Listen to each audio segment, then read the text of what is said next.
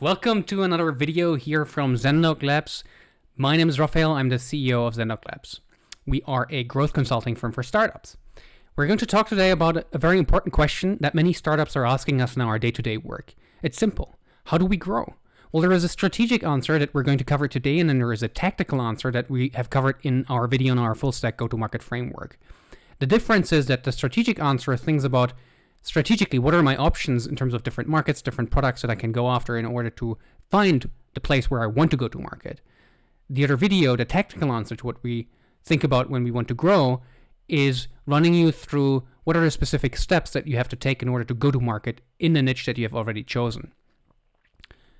Now, the Ansoff Matrix that we're going to talk about today was developed by an applied mathematician called Igor Ansoff, and he identified that there are exactly 4 ways in which you can grow as a company or as a startup, and we're going to talk about that today. My name is Raphael, I'm the CEO here at Zendog Labs. We're a growth consulting firm for startups. I told that and said that before. In terms of my background and what makes me qualified to talk about these topics is that most recently I've been a principal at a company called Roivant. Roivant is an investor operator based out of New York that raised about $3 billion from investors like SoftBank Vision Fund, and used that money to build a portfolio of about 25 companies. And before joining Roivant about 5 years ago, I started multiple companies myself, including, for instance, Eternity, where we were trying to pay consumers for eating healthier and had good initial traction with what we were doing. Now, if you like this video or have a question, leave a comment in the section below. Make sure to like it. Make sure to subscribe to our channel. We are regularly posting new content about how to grow businesses, how to grow startups, in B2B and B2C. We know it's hot out there, and so we're doing our best to share the best practices and learnings that we have uncovered in our work with startups, in our work as investors and as operators. Now, without further ado, let me switch over to my shared screen and show you the actual matrix. And I'm going to be adjusting my microphone here really quickly a little bit. The matrix is not insanely complicated. It has 2 dimensions, as matrices typically have. It has the product dimension and then the markets dimension. And it splits these 2 dimensions into existing and into new. And by looking at the 4 niches or angles that you can take on growth, it gives you also a perspective on risk. Now, without talking about this in much more level of detail on a conceptual level, let's actually go into it. So if you're a startup and you're thinking about where am I supposed to grow? Well, the most intuitive answer to your question is by penetrating the existing market that you are in with your existing product more deeply. That is strategy number 1. It's the least risky option that you have at your disposal. Why is it less risky? Well, it's less risky because you know your market, the product is developed. You don't need to figure out a new ideal customer profile. You don't need to think about channels anew. You have everything that's in place. You just need to optimize. You need to get better at how you're doing what you're doing.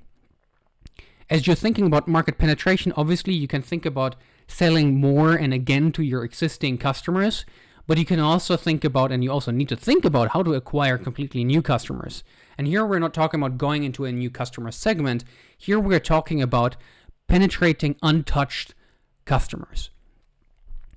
As an example, let's say you're a health app that, as we were trying to do it at Eternity, that tries to pay consumers for eating healthier. Well, we had a very clear thesis, and we knew that our target audience, as we were going to market, were young women who are interested in healthy nutrition for various reasons, health reasons, optical reasons, whatever it is.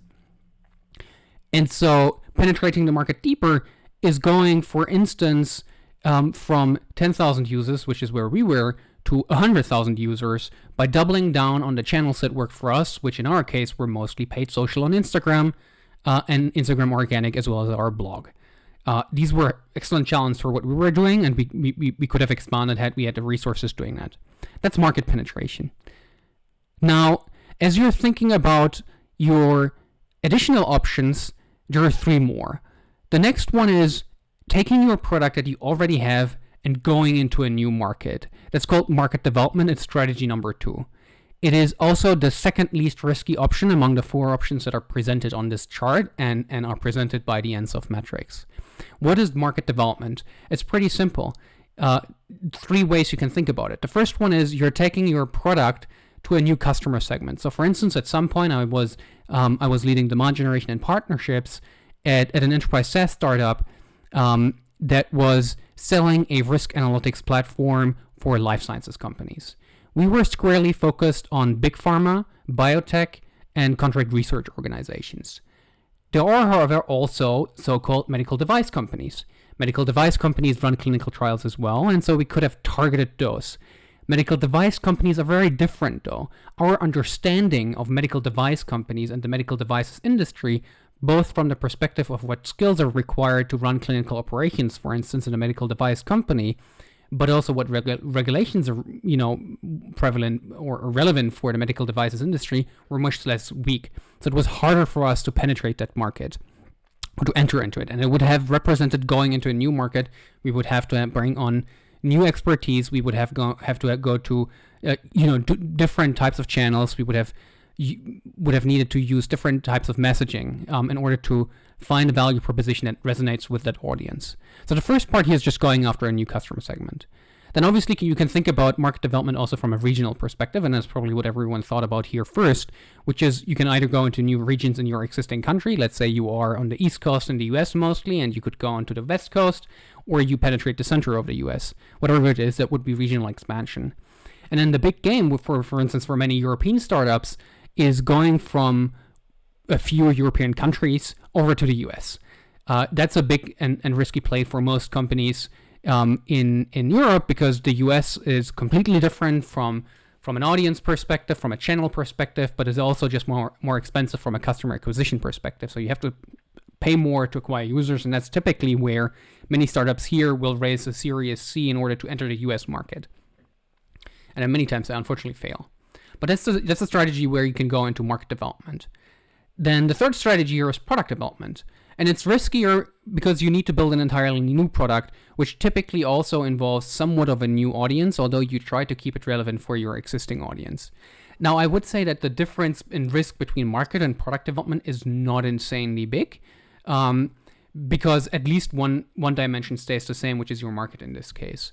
Let's say, for instance, in the enterprise SaaS example that I was talking about, what we saw is that many of our customers were also looking for solutions, aside from managing clinical trials better, for solutions to predict trial participation. Enrollment was a big challenge. Enrollment of patients in clinical trials is a big challenge for the life sciences industry and the medical device industry. And so they were looking for predictive analytics capabilities here. And based on years of selling to these people, we ultimately figured, hey, why don't we just build something like that?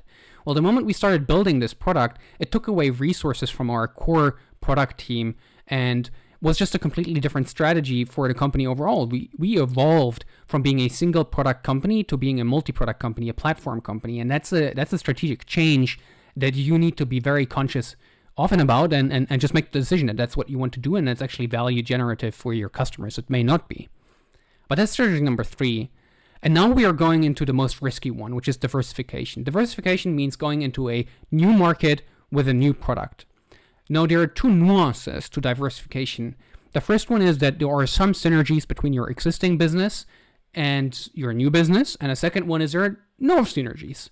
As you can imagine, if there are at least some synergies between what you're doing today and where you're going to, that's very beneficial for your diversification strategy from a risk perspective, and obviously also from a probability of success perspective, which is kind of correlated, or just the same side of a different side of the same coin. If it's completely unrelated, let's say as an example, probably as sort of there are synergies. You're an oil company and you're an oil infrastructure company. Let's say you have gas stations and you're going to go into, building for Elon Musk or Tesla. You're building new electric charging stations. Now, we could probably argue whether that's a product development play or maybe a market development play or really a diversification play, but there are clearly synergies between what was done before and what is considered to be done. Whereas if the oil company now goes into sustainable meat, totally unrelated, has no relationship, and is a huge risk for them, and is also an interesting market from a strategy perspective going after that. So that's the Ansoff Matrix. It helps you answer where can I grow strategically speaking, right? Let's say you are capping out your growth in your current market, well, maybe you want to go into new markets. Once you've made that decision, once you've evaluated the alternatives you have for going after new, let's say, countries, you need to think about, how do I actually go to market in that country? And that's where our other video on our full stack go-to-market framework comes into effect and kind of is very complementary with this model. We found it to be a highly effective combination and running teams through what they can do as their options. So let us know what you think. I'm sure many of you have heard of this model. Maybe some of the examples that we mentioned today were new and relevant and interesting.